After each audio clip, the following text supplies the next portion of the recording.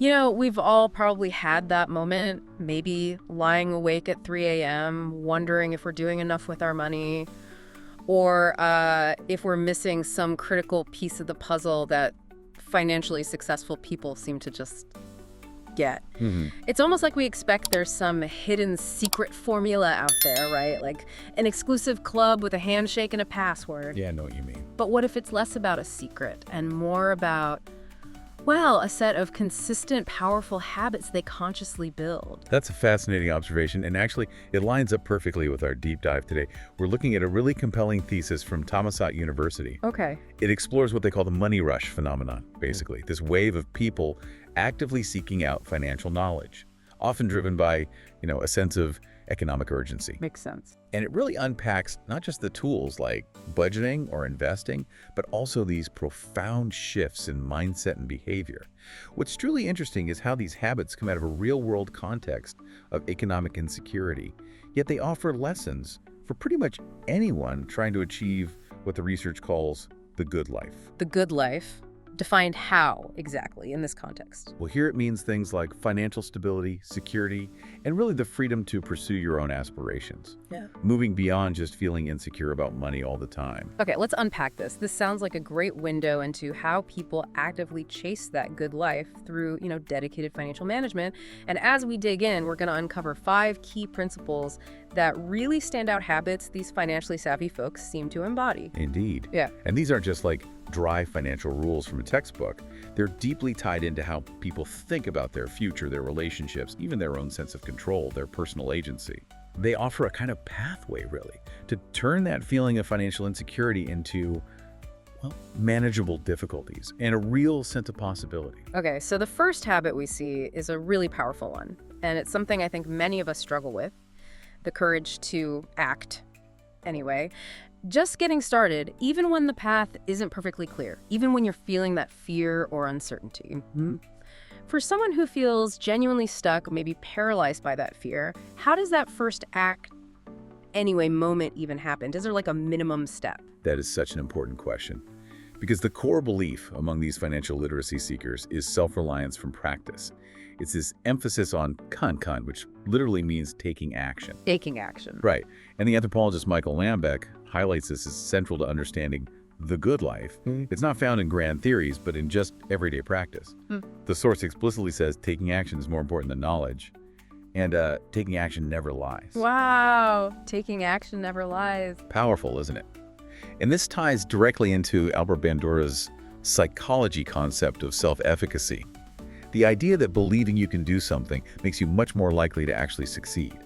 And practice, just doing the thing, builds that belief. Okay. It really hammers home that difference between nutting something intellectually and actually doing it. I think we've all been there, right? Thinking we know something, but until you try it. Oh, absolutely. Like studying for that physics exam versus actually practicing the problems. Big difference. Exactly. The thesis even gives an example, like that practicing piano leads to confidence, but just thinking positively about a physics exam without studying. Not so much. The action was missing. That's a great connection to Bandura. So it's not just about knowing a lot about finance, it's about the doing. And what strikes me is it's not just building skill, but building the belief itself. Like the action isn't just a means to an end, it's the engine that builds your confidence. How many of us stop before we even truly begin because we lack that initial belief? This really reminds me that even a tiny step, even if it feels clumsy, is way better than just standing still. Absolutely. Even using financial games like cash flow, which they mention, acts as a kind of training exercise. It lets you simulate decisions, build experience safely, and gain confidence for the real world. Okay, so once we kind of push past that initial inertia, start acting, even small steps, what are we acting towards? That seems to lead us right into the second habit, cultivate a capacity to aspire, which sounds like more than just wishful thinking, right? It's described as a real driving force. It really is. What's fascinating here is how Arjun Appadurai's concept of the capacity to aspire becomes this key motivator. Capacity to aspire? Yes, it's that strong desire to achieve or do something significant. And it fundamentally reshapes how people approach their present situation. It pushes them beyond what Appadurai calls the ethics of probability. Thinking, well, based on my past or what experts say this is what's likely. Right, like being limited by statistics. Exactly. Towards an ethics of possibility where you start asking, okay, what if I could actively create a different outcome? So it's about seeing beyond what's maybe expected of you based on your circumstances and imagining what could be possible. That sounds like a pretty radical shift for a lot of people. It absolutely is. And this capacity, it's not equal for everyone, of course. Wealth, access to resources, they influence it. But financial knowledge itself seems to empower these seekers to change their perceived probabilities into genuine possibilities. Can you give an example of that? Sure. The research talks about Faye, a 31-year-old police officer. He didn't really like his government job, but felt kind of stuck because of family connections and expectations.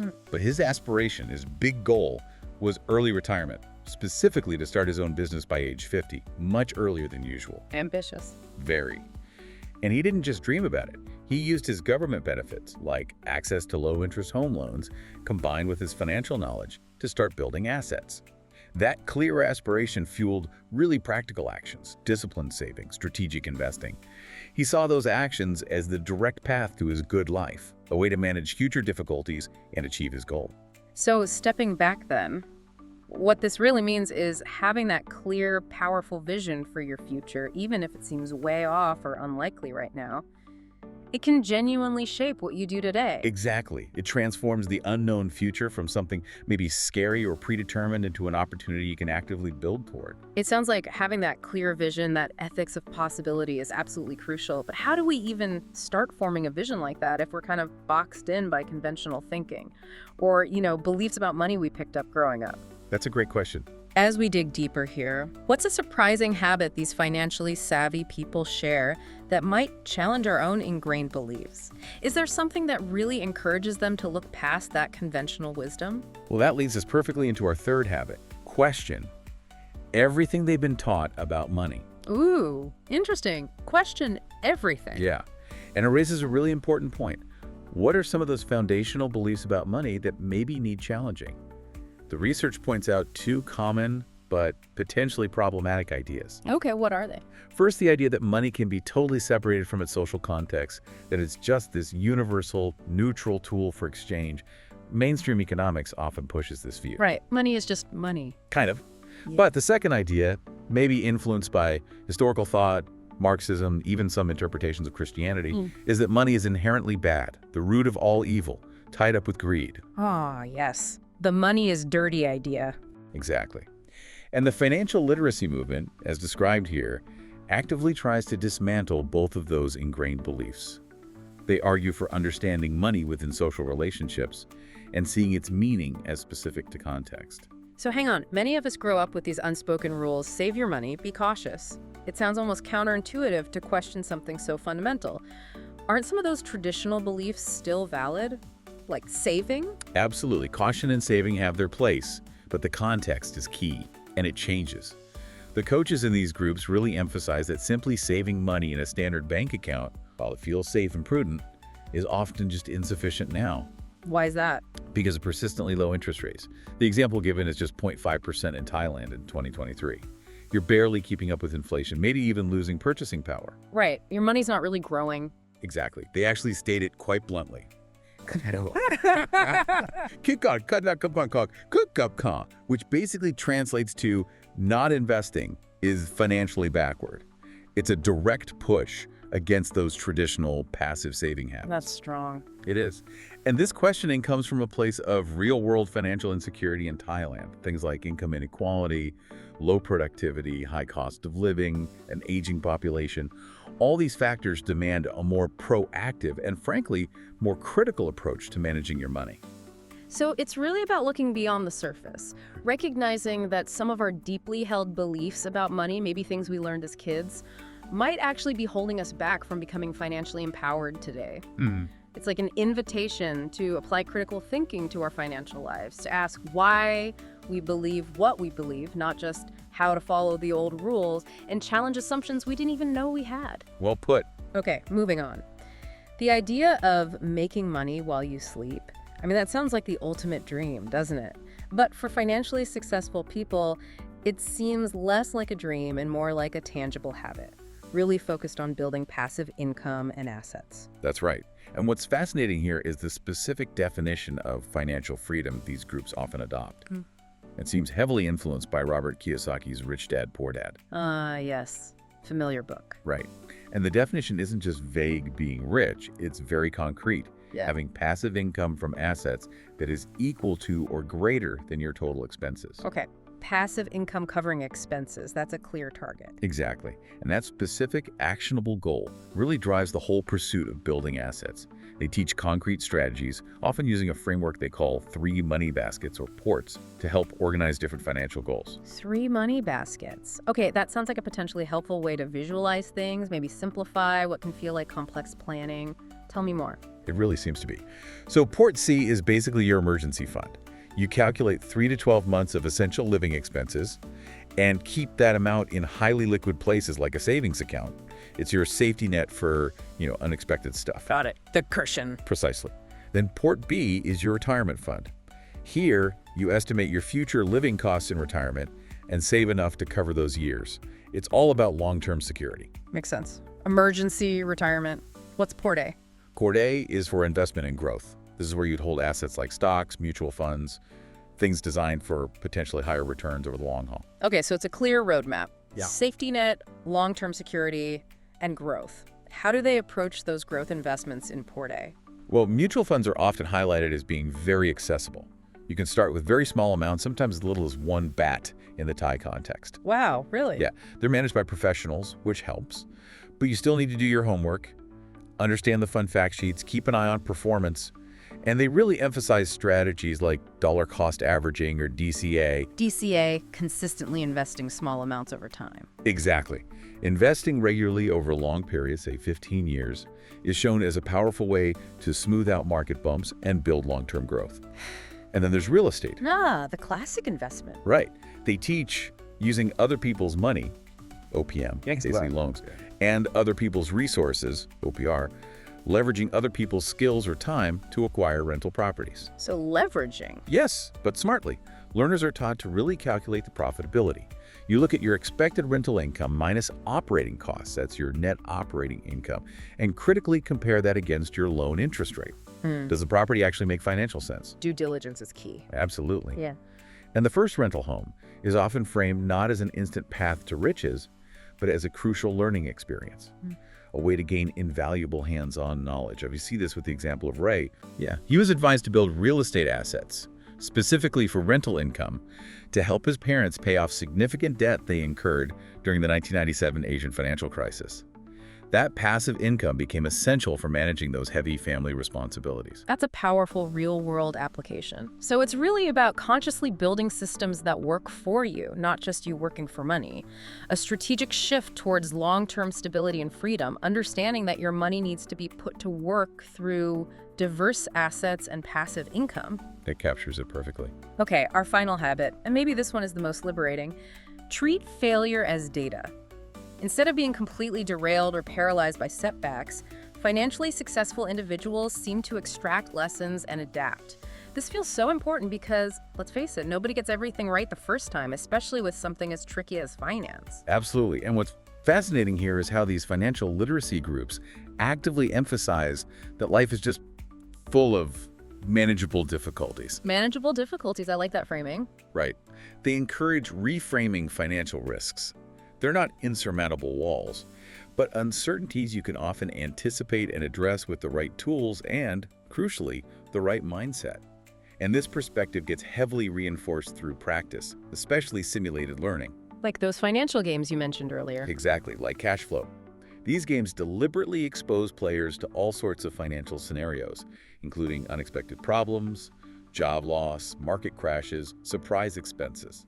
This helps them develop coping mechanisms and what the research calls delineated visions, basically. Clear understandings of what's possible even when things go wrong. So you practice failing safely. In a way, yes. The idea is explicitly stated. Whoever makes mistakes in the game or loses from the game gets to taste one possibility that might happen in real life. The goal isn't just winning the game, it's preparing you to handle the future better when real challenges hit. So the game isn't just about learning strategies, it's about building resilience in a low-stakes way. What about real-world failures, though? those can sting a lot more. How do people really internalize those tough lessons without just giving up? That's where personal stories become powerful. The research mentions Tan, a military officer.